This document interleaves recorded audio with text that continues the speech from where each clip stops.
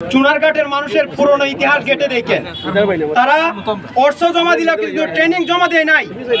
আমরা স্পষ্ট করে বলতে চাই, যদি আগামী 24 ঘন্টার ভিতরে ব্যারিস্টার সুমন ভাইকে যারা হত্যার পরিকল্পনা করেছে তাদেরকে আইনের আওতা না আনা হয়, রাজপথ বন্ধ করা হবে।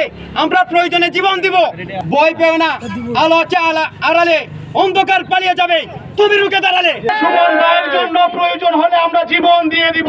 প্রশাসনকে বলতে চাই, আপনারা শান্ত সুষ্ঠ চুনারুঘাটকে অশান্ত করে তুলবেন না।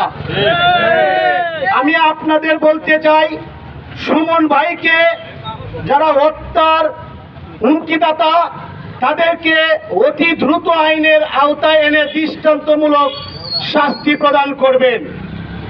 আমি বলতে চাই, সুমন ভাই আমাদের চুনারুঘাট মাধবপুরের শেষ আস্থার স্থল।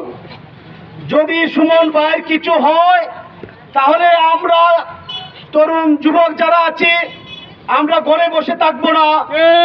সুমন ভাইয়ের জন্য প্রয়োজন হলে আমরা জীবন দিয়ে দিব।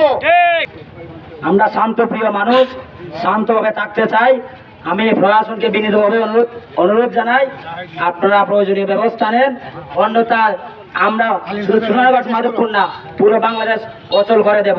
আমি সাবধান করে দিতে চাই, আপনারা অতি দ্রুত ষড়যন্ত্রকারীদের গ্রেপ্তার করুন, আইনানুগ ব্যবস্থা নিন, আর নয়তো আমরা রাজপথ ছাড়বো না, রাজপথে আমরা রক্ত দিতে প্রস্তুত।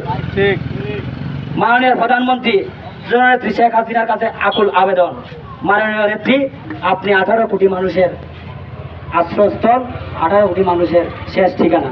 মাননীয় নেত্রী, আমি ছাত্রলীগের একজন ক্ষুদ্র কর্মী হিসেবে আপনার কাছে সবিনয়ে অনুরোধ জানাই, আমাদের নেতা, আমাদের অভিভাবক, একজন ভালো মানুষ ব্যারিস্টার সুমন ভাইকে আপনি বাঁচাবেন।